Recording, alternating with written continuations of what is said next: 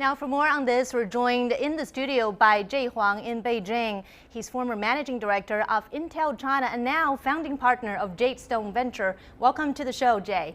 And over in Tokyo, we have Saito, special advisor to Japanese cabinet and founder of Intecur. And in London, we have Brauer, a professor from University of London and founder of the Center for Creative and Social Technologies. Welcome to the show, gentlemen, to all of you.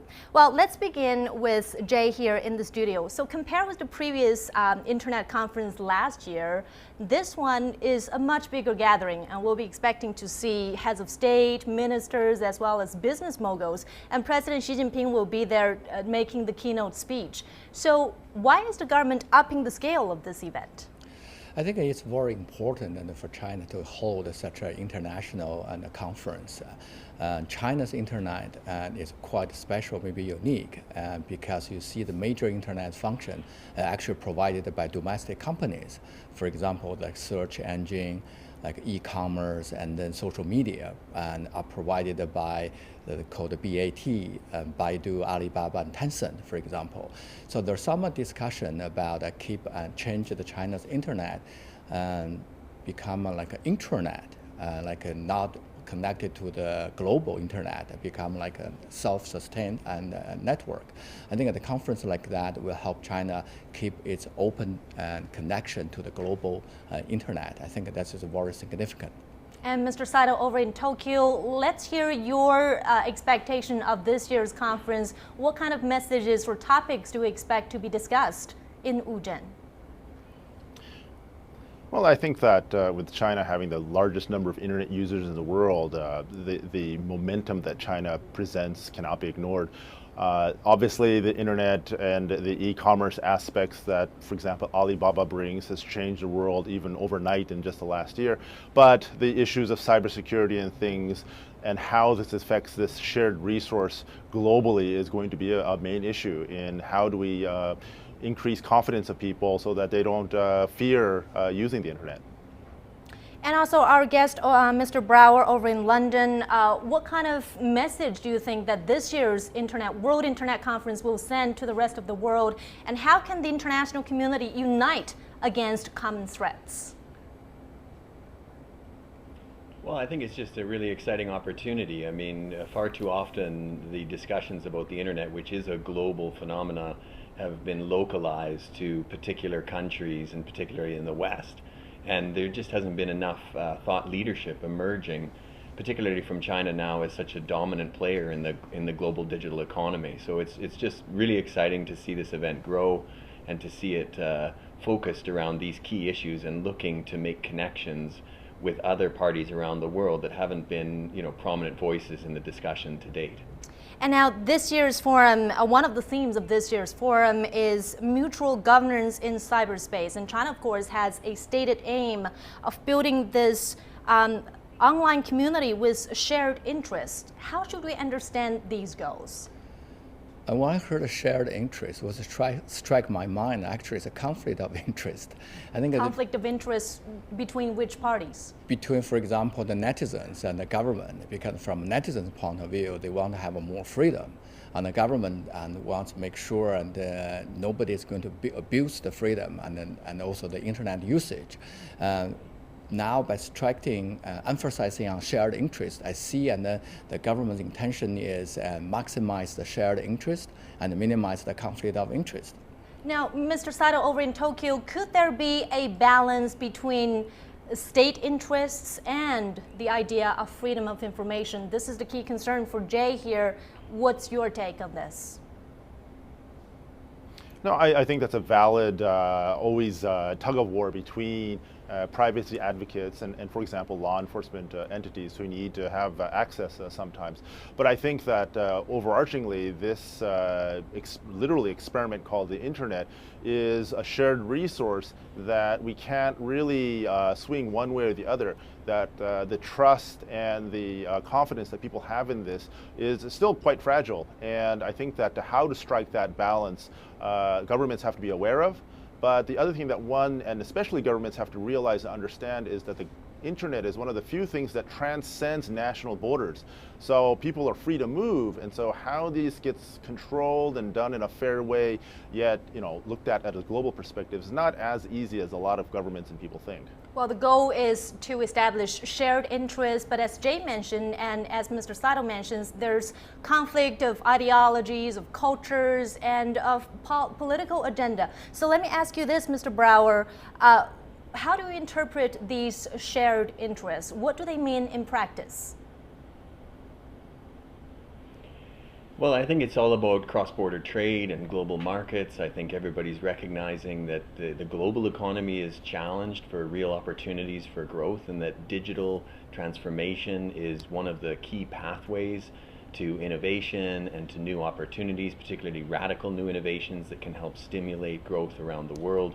So I think this is a situation like climate change, where you have a global agenda and there's a shared interest, because you're not going to be able to localize issues within particular markets without impacting the rest of the world. So I think the shared interests are obvious. The question is there the political will in the various markets to make this realistic? Because there's still a significant opportunity domestically for many markets, and we're just starting to see the real need for global action and collaboration in this digital economy. And talking about shared interests, I think one of the key interests is to safeguard the cyberspace environment. The internet has infiltrated in so many parts of our lives and bringing with it huge connectivity, productivity, and creativity. But the cyberspace is far from a safe place. Hacking, for example, is one crime that can be committed in cyberspace. And do you think that the international community, especially the major powers that have a say in this, can cast aside their ideological differences to unite against cyber threats? I think it's a very challenging task. I think the first step is to build a mutual trust, and then before they collaborate on this. And an important first step maybe is shared information, for example, on hacking information. And if the major power and the governments, for example, they can share the information where the hackers are coming from, what technology are used, and that's a first step and to build a mutual trust. And then it's a very necessary step, and then for the future collaboration. And cybersecurity has been the key concern when China and the West interact with each other. Politically, they've been accusing each other of cybersecurity. It's really high on their agenda. What are your takes on this, Mr. Brauer? Well, I think we need to see more events where there are actually major Western interests. One of the things that defines this event is that it features a number of voices that have not normally been included in the mainstream Western conversation, but we also don't see a lot of prominent world leaders from Western nations participating in the conversation. So I think one of the next steps is going to be to see, proper global interests come together around it, because cybersecurity is something that is often talked about, but I just don't think there's a high enough level of literacy, both within the business leaders, board members, people that are leading the organizations of the world, but also government organizations, about the very real threat that as this economy grows up and in fact blows up into a global phenomena, we will see an entirely new level of threat coming from the digitization of everything. And the internet is also a decentralized world. I mean, everyone has a say in this. So now a lot of people are saying that most internet users are from developing countries. So are we seeing this shift, this major shift, or will the net continue to be dominated by the developed world? Do you think that developing countries and the developed countries should have equal says? I think the internet is a level, the playground for developing countries especially. And it is really opportunity for them to shortcut and then to the developed world. And take China, for example, and we see China have a lot more mobile users than fixed line phone users. And now we see that China have more people and first using mobile internet than fixed line internet. So you can see, and this is a developing country actually catching up and quite fast. In terms of internet usage, and I think China is very advanced compared to US, for example. Some of the area China is still lagging. but other areas, for example, the e-commerce and the social media, China is either on par with the US or even leading. I think that's a very encouraging sign.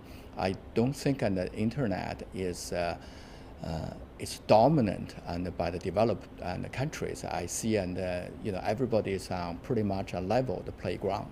Mm-hmm. And as Mr. Brauer just mentioned, that China's huge internet population is over 650 million. And if we look at the sales record on the Singles Day, November 11th, this shopping carnival, it's amazing. What's the sales figure? Enlighten me here, Mr. Huang. I don't remember the number, but it's huge. It also tells the world how capable the Chinese consumers are. So let me ask you this, Mr. Saito, how has China's internet population or internet development been contributing to the world internet? I think it just shows, and it really highlights the point that it's no longer the internet economy. The internet is the economy. And it shows how, just as well as Mr. Huang has pointed out, that not only are the developing countries really to benefit from this technology, but I think if you look at the uptake of technologies and past technologies such as the telephone, the radio, the television, the internet and the uptakes from the developing world has really dramatically increased. And the figures that you showed early on about the year-on-year growth, it shows how this is accessible and how this enables large swaths of people to do things that just were unfathomable just even a few years ago. And I think China is an exemplar for that. And so I think it sets a great example, and in this conference just shows the interest for what people see the potential here, and even going forward, I think we're going to see much larger numbers. Mm-hmm. And the internet, of course, is an industry defined by constant innovations. What are your takes on China's innovation ability? I think that China's contribution to the global internet in multiple fronts. For example, the scalability, the huge number we talk about. Another one is intensity. And the Chinese netizens actually use the internet a lot more, maybe than like United States or Europe, and more intensive. And people do a lot of things, almost everything. So they can stay at home and do everything. From the like O2O business, for example. And then we see better applications. For example, the WeChat. It's much better, and the social media tools. We also see the innovation on the business model side of it. For example, the online payment. And then, two strangers, and they never met before, when they come together, they can say, okay, and through the WeChat, for example, we can get a connection. And then we can WeChat Pay to do this and e-commerce transaction, which is quite amazing. And I haven't seen similar things outside China yet. Yeah, so these are things that's been innovated and homegrown in China. But there are critics, Mr. Brauer, that Chinese companies have been copying ideas from the Silicon Valley, and the companies here lack the creativity that's needed to move things forward. What are your response to this, Mr. Brauer?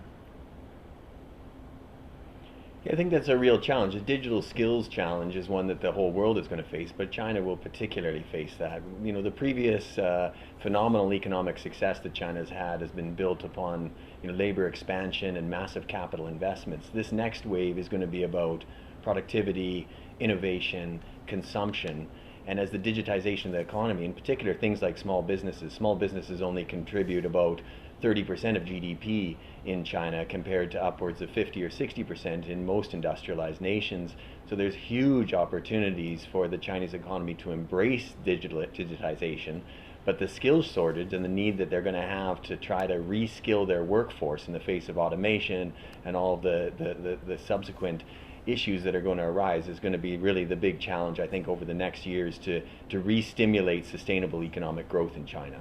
And as China's internet matures, there are challenges as well as opportunities. Mr. Saito, what do you see as the biggest challenge for China's internet going forward? Well, it's not just China, but I think the rest of the world, as it was just pointed out, is things are really progressing at what's known as Moore's Law speeds. And the concern that I have, for example, the elementary school children around the world today, and especially in Asian countries that are set in a certain way of education policy, including Japan, including Korea, and parts of China. The concern I have is that things are progressing so quickly on the internet and innovation happens so quickly that it is often said that the elementary school children of today, by the time they're adults, 65% of the jobs won't exist. And so how we really change education and change government policy to meet this speed is going to be a challenge, not just in China, but the rest of the world. Mm-hmm. And Jay, earlier you mentioned that technology will take care of the concern of freedom of information. Can you elaborate on that a little bit more? I think people worry about the censorship on the internet. Right. And the way I look at back in the history, and on the media side, you see on the traditional media and more censorship on that, and then you go into the like a blog and the lesser censorship, and then now on the WeChat even less. So I think the technology itself will advance and taken care of by itself. I think that's one point.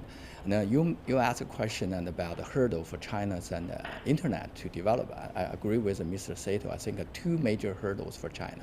One is intellectual property protection. That is very important. You also mentioned that, and the previous people perceive China's internet as a copy, the business model copying. But actually, we do see some business model innovation after the first wave of copying. But IPR is still very important. Second is education. I think education is also very important, and how to get people's and their innovative idea, get people. When they were really young in school, to get those innovative ideas are very important. Well, thank you so much, Jay Huang in Beijing, and thank you, Mr. William Saito, over in Tokyo, and thank you, Chris Brauer in London. We really appreciate your analysis.